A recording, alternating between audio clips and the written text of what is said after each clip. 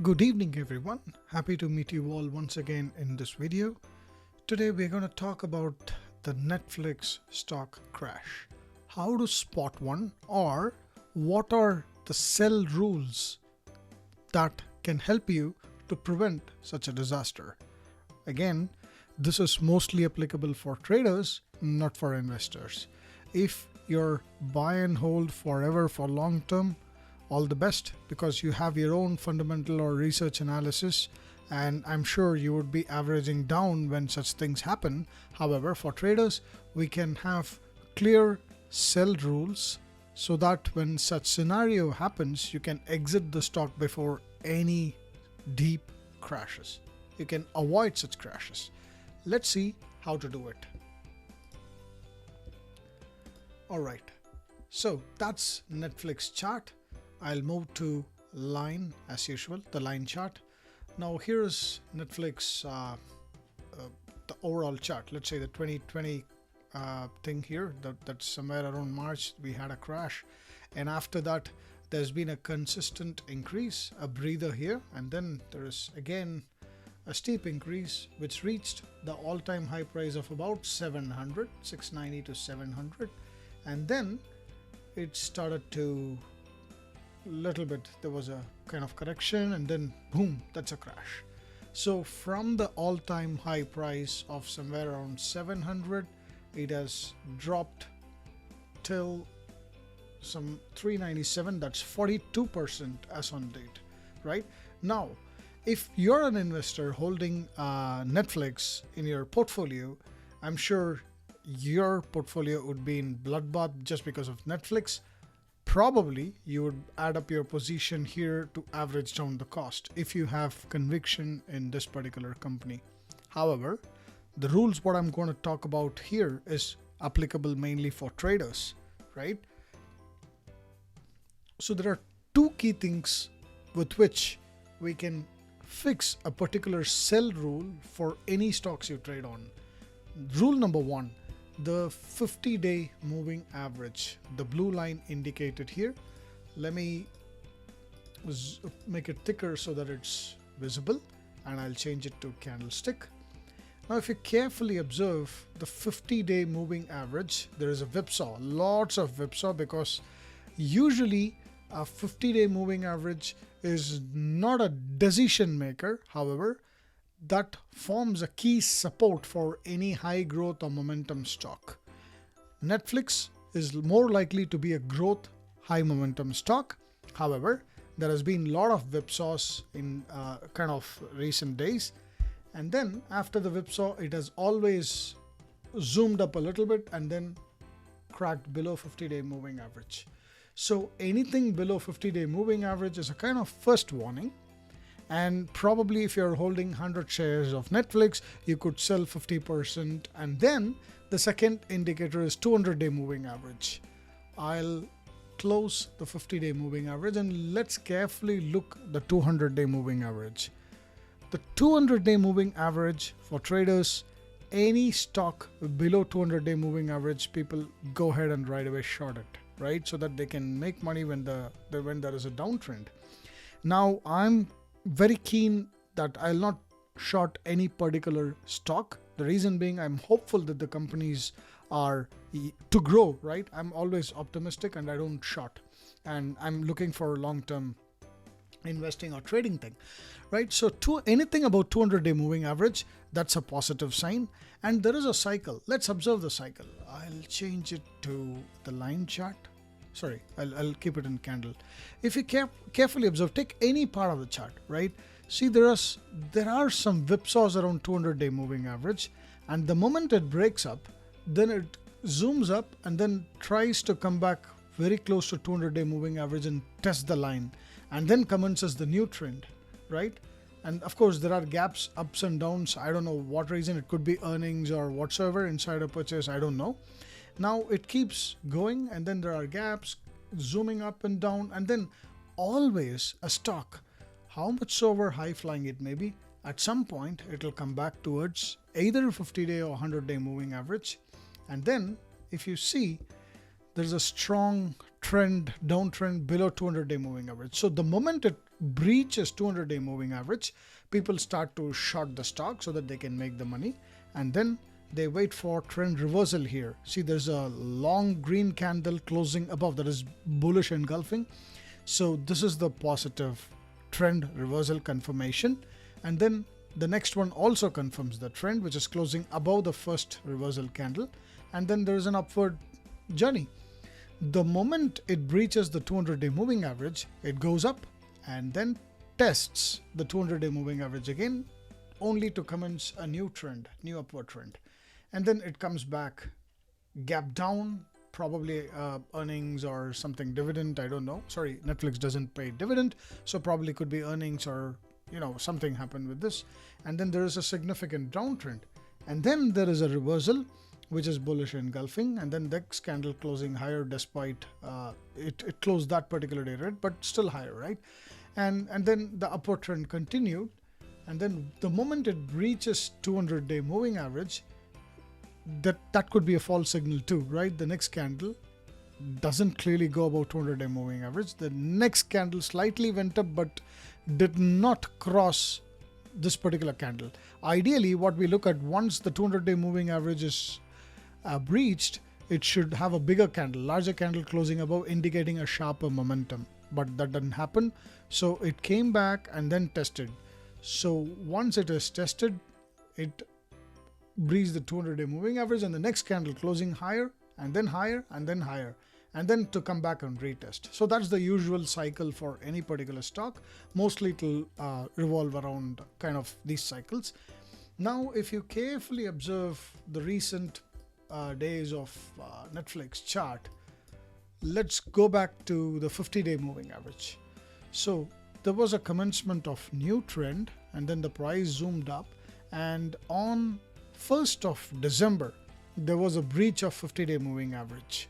So if you're focusing on any particular high momentum or high growth stocks, a 50-day moving average is a key indicator where the trend reversal or it acts as support. You see, that's a support. And then if you see, there are whipsaws, but still it's hovering in and around the 50-day moving average.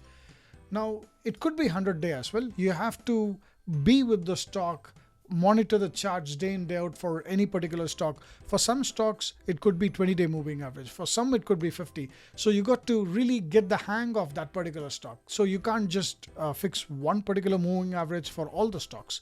It could vary. So if you want to test it, let's look at stocks like Johnson & Johnson, which is completely different. It's not a growth stock, it's a dividend stock, right? So if you carefully observe, Johnson & Johnson will have a whipsaw around 200-day moving average. It will go up and down, and that's the way it trades, right? It's not just 50-day moving average. Even with 200-day moving average, it goes up and down, as it's not a growth stock, it's a dividend stock. So you got to really be with the stock to understand where exactly the price level move around and then what's happening with that. So in case of Netflix, right? Let's go to Netflix. If you're holding 100 shares on Netflix, and if you're a trader, ideally on 1st of December, once it is breached, and then the next day it didn't reverse, the next day it didn't reverse, and then that's a sign that you could actually probably consider closing 50% of your positions by taking profit, right? And then if you introduce the 200-day moving average, right, it gave a clear signal that it's breaching. The downtrend continued and it breached the 200-day moving average on 1st of I think it's January, right? Yeah, so that's 5th of January. It gave a signal, and then you could have closed or exited here or the next day, because there's not a reversal here. So you could have closed the complete position, and then it went on a downward journey, and then boom. So ideally, if you'd have exited here, you could have potentially saved around 35% of the loss, right? And ideally, if you'd have exited around this one, so that could be around, let's say, 27%. So the key indicators for any trader, the support, 50-day moving average is a key support. The stock should ideally go below and then reverse and then go higher if it's a high momentum or high growth stock. However, if it did not happen, and once it's taking a support at 200-day moving average like this, it's a support at a 200-day moving average, and then it should go up like 1, 2, 3, it should go up. If not, if it is breaching out, you got to enter the position. And let's say you could ask me a question, hey Sriram, it's nice to actually say all these things after the stock has crashed. Let's look at this scenario. I'll close the 50-day moving average, and now let's look at it. The stock takes a support here at 200-day moving average, and the next day it's closing higher, and then it's okay, and then it's retesting it, and then it goes up, and then there's a gap down, taking a clear support, and after that there is a breach, right? Here is a indicator which is green, but still it did not close above. There is no bullish engulfing pattern, which means the green candle, ideally if it reverses, it should close above the last red one, right? So it didn't happen. And then the next day it was jumping up and then down and then green, but still it's on the lower trend, and then it is just hovering around the 200-day moving average. So ideally at this point I would have exited the position. So when will you enter? Now these are unclear signs. So whenever there is no clarity, I will better not enter any position, and then wait for clear signals like 1, 2, yeah, that's a clear signal, and then it'll retest. Always when a stock breaches the key support line or key resistance to form the new support, it will go higher and then come back and retest. During the retest, it should hold well, and then it should start its ascent, or it should climb up. So that's the usual pattern. Here if you see, it breached, retest, holds good, and then climb up. That's the commencement of new trend, right? So if you're a position trader like me, you could have actually capitalized this, and then you could have exited the position here, or at least 50% of the positions here, right? So that's how you can use 50-day moving average, and the key one is 200-day moving average, to have clear sell rules. Now let me take you through the Vibe 3V strategy which we have developed, and it's continuously in the refining stage. We are having an algorithm which screens around 1,000 stocks. Let me clear this. And the last refresh date was 21st of January. It will rank stocks from the 1 to 1000. Here you can see that's 1028. We have just taken result 1000 and then 1028 stocks we have analyzed, and these are the ranks.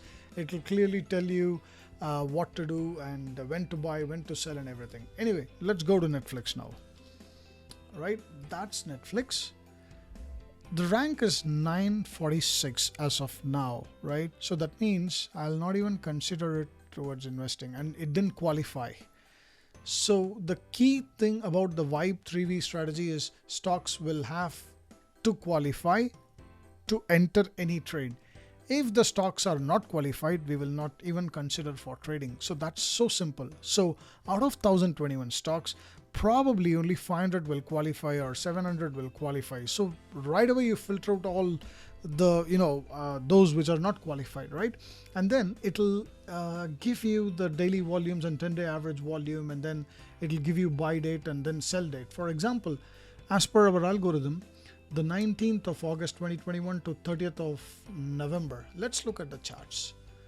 Let me close this. 19th of August 2021. August, yeah, that's somewhere here, right? That's a long green candle. Let me mark this one. Long green candle, that's the one. Okay, so that's 20th, right? So the 19th is this one. So 19th of August 2021 was the buy date, and let's look at 30th of November 2021. Let's look at 30th of November. Yeah, that's here, right? So that's the candle. I'm sorry, that's the candle, right? Sorry, that's 29, and let's move to one day after 30 and the next day. Yeah, so ideally in our Vibe system, it comes out whenever there is a commencement of new trend, it gives a buy signal, and then whenever the trend stops or when the trend reverses, it gives a sell signal. So if you'd have entered the stock here on the next day, and then sold it on the next day here, you would have ended with a profit of 13.25%. Here it is showing 18 because it's calculating 1 day earlier from here to here. So that will be somewhere around 18%. But ideally, we'll not be entering on the same day. Probably we will take one more day and then exit the next day, subsequent day. So 13%. That's not bad, right? And the best part about the system is you could have not traded the stock at all because it didn't qualify, or it could have saved you when the trend ends. It could have saved you from all this crash. That's the beauty of the Vibe system, and we are continuously refining the system, and our algorithms and engines are AI engines are working on it, and soon we'll be opening it up for testing purposes. A couple of people will test it, and then we'll take it forward. And if you could also, just as we are discussing about this, let's take Ford, right? So its buy date is 24th September and 20th Jan. So let's go to Ford. Now that's a beautiful trend, 24th September, right? That's here, that's here. Let me draw a line again. 24th September, right? And then the next one would be 20th of Jan. 20 Jan. Yeah, that's the one, 20th of Jan. You see, what happens is our algorithm picks up the technical indicators like RSI, MACD, stochastics, moving the crossovers, whatsoever you consider. All it does is it takes two major parameters. One is the long-term trend, which is 200-day MACD, 200-day RSI, 200-day stochastic, and then compare it with the short-term stochastics or short-term RSI, and then gives a buy or sell signal based on that. So ideally speaking, if we would have entered Ford on the next day and exited on the subsequent day of sell order, we would have made 48% in 166 days, right? So here it's 57 because it's counting the same day of buy and sell, and after that it's sell hold. You should never buy it. We are not going to short any particular stock, so until it becomes a buy signal, we'll continue to hold. And that's our Vibe system, and we have it for US as well as India. So currently we are working on and taking it forward to the next level. Yeah. All right, so hope you enjoyed this video, and stay tuned for more updates from us. Thank you.